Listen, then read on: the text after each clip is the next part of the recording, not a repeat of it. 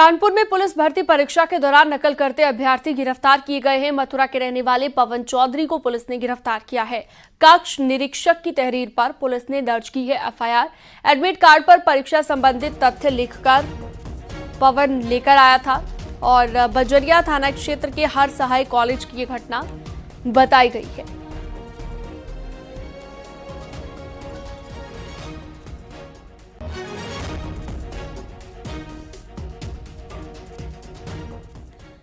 सिपाही भर्ती की तीसरे दिन की पहली पाली की परीक्षा खत्म होने के बाद स्टेशन पर अभ्यर्थियों की भारी भीड़ उमड़ पड़ी। 10,000 से ज्यादा छात्रों का हुजूम यहां पर उमड़ा और भीड़ देखकर पुलिस के अधिकारी भी मौके पर मौजूद रहे, उनके भी हाथ पांव फूल गए। आरपीएफ और जीआरपी के कांस्टेबल भीड़ को काबू करने में जुटे हुए हैं। सभी अभ्यर्थी जल्द से जल्द ट्रेन पकड़कर अपने अपने घर पहुंचना चाहते हैं।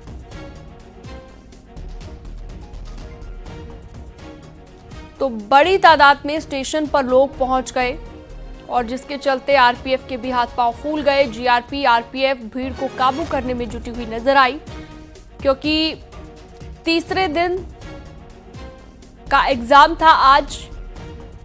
पुलिस परीक्षा भर्ती को लेकर लगातार न्यूज 18 महा कवरेज कर रहा है और आपको हर तस्वीर दिखा रहा है। इसी बीच ये बड़ी जानकारी कि रेलवे स्टेशन पर भी काफी ज्यादा भीड़ देखी गई। कानपुर स्टेशन की हम बात कर रहे हैं।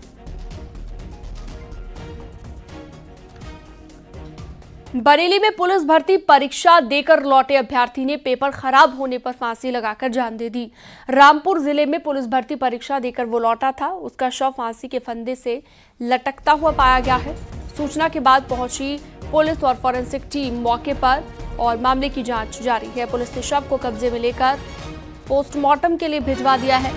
फरीदपुर थाना क्षेत्र के एसडीएम कॉलोनी की ये वारदात बताई गई।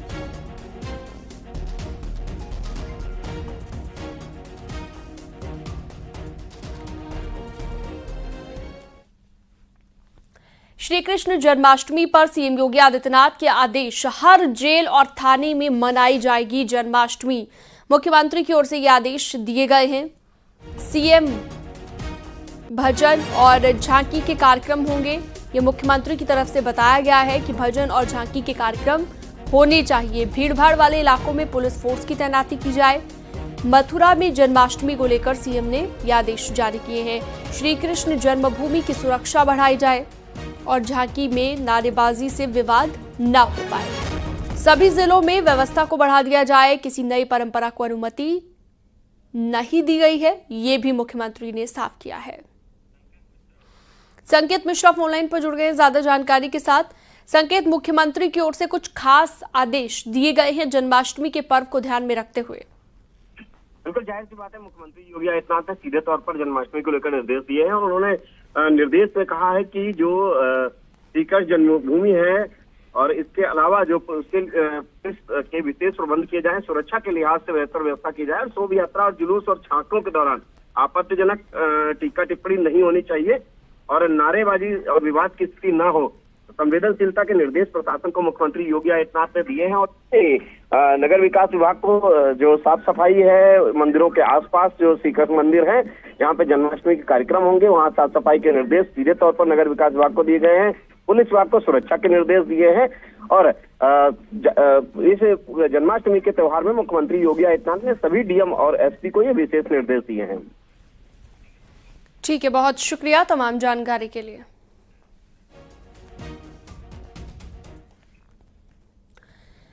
एसबीएसपी अध्यक्ष ओम प्रकाश राजभर ने कहा है कि उनकी पार्टी 8 सितंबर से अंबेडकर नगर से पोल खोल यात्रा शुरू करेगी। इसमें वो एसपी, बीएसपी और कांग्रेस की पोल खोलेंगे। ओम प्रकाश राजभर ने आरोप लगाया कि सुप्रीम कोर्ट ने आरक्षण को लेकर हाल ही में जो फैसला दिया है, उसको लेकर ये तीनों पार्टियां जनता में कंफ्यूजन पैदा कर रही है। तीनों पार्टियां जनता के बीच जाकर सुप्रीम कोर्ट के फैसले की गलत व्याख्या कर रही है। पोल खोल यात्रा आप निकालने वाले हैं, आखिर वो पोल खोल यात्रा है क्या? उसके पीछे मकसद क्या है? जो ये सड़कों पर आकर के झूठ बोल रहे हैं, झूठ बोलने का ठेका ले लिए हैं कांग्रेस, बसपा, सपा के लोग, जगह जगह रैली करके झूठ बोल रहे हैं, तो उन्हीं की पोल खोलेंगे कि सुप्रीम कोर्ट ने जो आदेश दिया है एससी एसटी कोटे में कोटा, मतलब जो एससी एसटी में गरीब कमजोर हैं, जिनको आरक्षण का लाभ नहीं मिला है, उनको आरक्षण दिया जाए। जिनको आरक्षण नहीं मिला है उन्हीं को बरगला करके कि आरक्षण खत्म हो रहा है, ये सड़क पर ले आ रहे हैं सपा बसपा कांग्रेस के लोग। इनको सही बात बताएंगे कि ये आपके हित के लिए सुप्रीम कोर्ट ने कहा है, आपके बच्चों के भविष्य के लिए कहा है। और जो ये बार बार घूम के बोल रहे हैं कांग्रेस सपा बसपा के लोग कि पिछड़ों के साथ अन्याय, दलितों के साथ अन्याय, मुसलमानों के साथ अन्याय, किया कौन? 60 साल तो कांग्रेस की सरकार थी, उन्होंने अन्याय किया, उसी को जानते हैं। 19 साल सपा बसपा की सरकार यूपी में रही, देश में सपा बसपा ने सहयोग देकर के कांग्रेस की सरकार बनाई। तो ये लोग जब सत्ता में रहते हैं तो ना मुसलमान दिखाई देता है, ना अनुसूचित जाति जनजाति दिखाई देता है, ना पिछड़ी जाति दिखाई देता है। ये सत्ता से बाहर होते हैं तो सब दिखाई देते हैं। इसी बात को लेकर के जनता के बीच में जा रहे हैं कि अपने हक के लिए लड़ो, शिक्षा स्वास्थ्य रोजगार नौकरी इनके बहकावे मत आओ, आप विकास के लिए लड़ो। कहाँ से शुरू करेंगे? क्या रोड मैप होगा, क्या जिलेवार होगा? ये अंबेडकर नगर से 8 तारीख से शुरू करेंगे और 27 फरवरी बिहार के नवादा जिले में समापन करेंगे। ओपी राजभर ने समाजवादी पार्टी और अखिलेश यादव पर निशाना साधा। उन्होंने समाजवादी पार्टी को बीजेपी की बी टीम बताया। साथ ही कहा कि अखिलेश यादव रात में गुलदस्ता लेकर योगी और मोदी से मिलते हैं। समाजवादी पार्टी बीजेपी की बी टीम है। बीजेपी का अरे मेरा उत्तर तो सुन लो भैया। बी टीम है समर्थन में। एमएलसी के चुनाव में खुद एमएलसी अखिलेश जी थे, अब 28 साल वाले को पर्चा भरवा रहे हैं। भूल गए? भरवाया ना, किस लिए? समर्थन करने के लिए। कहां तक हम बतावें? रात को गुलदस्ता लेकर के मोदी जी योगी जी से मिलेंगे और सड़क पर आकर के बीजेपी के खिलाफ बोलेंगे।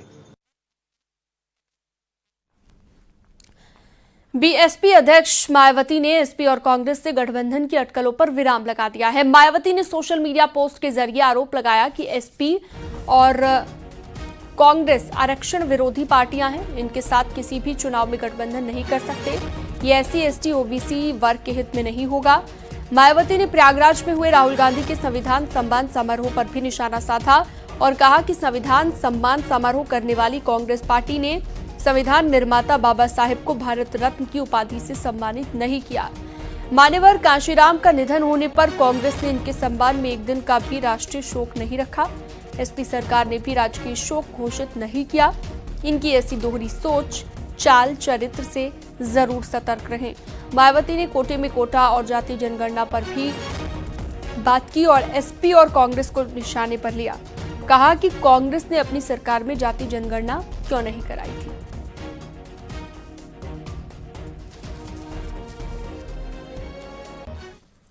मायावती के वार पर कांग्रेस ने पलटवार किया है। पूर्व मंत्री डॉक्टर सीपी राय ने कहा कि दलित से दौलत की बेटी बनना मायावती के पतन का कारण बना। उन्होंने आरोप लगाया कि दलितों की बजाय उन्होंने अपनी जिंदगी बेहतर करने का काम किया। इसके साथ ही उन्होंने कहा कि इसके लिए बाबा साहेब और कांशीराम के मिशन को चौपट कर दिया। उन्होंने आरोप लगाया कि मायावती बीजेपी के इशारे पर राहुल गांधी पर हमला कर रही हैं। दलित की बेटी से दौलत की बेटी तक का सफर मायावती जी के पतन का सफर रहा है। कहाँ तो वो बहुत दबंग मुख्यमंत्री होती थी उत्तर प्रदेश की और एक समय लगता था कि कभी प्रधानमंत्री बन सकती हैं, लेकिन उन्होंने बाबा साहब अम्बेडकर से लेकर मान्यवर कांशीराम तक के मिशन को जिस तरह चौपट किया वो इतिहास में दर्ज है अपने आप में। और निश्चित तौर पर बड़ी उम्मीद थी उनसे कि वो दलित समाज को, पिछड़े समाज को, गरीब समाज को आगे ले जाएंगी और उनके लिए इस मिशन के अंतर्गत कुछ ऐसा काम करेंगी कि उनकी ज़िंदगियाँ बेहतर हो। लेकिन अपनी ज़िंदगी बेहतर बना लिया उन्होंने और बाकी कुछ भी नहीं कर पाई। फिलहाल वो कठपुतली बन गई है भारतीय जनता पार्टी की। भारतीय जनता पार्टी जितना लिख कर दे देती है उतना वो बोल देती हैं। भारतीय जनता पार्टी जितना निर्देश देती है उतना वो कर देती हैं। उधर एसपी प्रवक्ता उदयवीर सिंह ने कहा कि मायावती को पूरा अधिकार है कि वो अपनी पार्टी और गठबंधन को लेकर कोई फैसला ले। उदयवीर सिंह ने समाजवादी पार्टी पहले से सब कैटेगरी के विरोध में है, ये भी कहा। हमने पहले भी इस बारे में अपना मत साफ किया है और पता नहीं मायावती को क्यों लग रहा है कि समाजवादी पार्टी का रुख इस पर साफ नहीं है। उनका दल है, उनकी अपनी नीति है, उनका अपना फैसला है। वो कोई भी निर्णय अपनी पार्टी के बारे में घोषणा कर सकती हैं, जरूरत चाहेंगी बदल सकती हैं, कायम रह सकती हैं। उनकी दल की वो मालिक हैं, वो जो चाहे अपना निर्णय लें और इस समय न कोई चुनाव है, न कोई इस तरह की गठबंधन की कोई चर्चा है, तो इसलिए हमारा ज्यादा इत्तेफाक नहीं है। उनके दल की नीति है। समाजवादी पार्टी ने विधानसभा उपचुनाव की तैयारी तेज कर दी है। इसी क्रम में आज लखनऊ स्थित पार्टी दफ्तर में बैठक हो रही है, जिसमें पार्टी के राष्ट्रीय अध्यक्ष अखिलेश यादव भी शामिल हो रहे हैं। आज अयोध्या और अंबेडकर नगर जिले की बैठक हो रही है। मिल्कीपुर और कचहरी विधानसभा उपचुनाव को लेकर ये बैठक हो रही है। इस बैठक में दोनों जिलों के करीब 500 पदाधिकारी मौजूद हैं।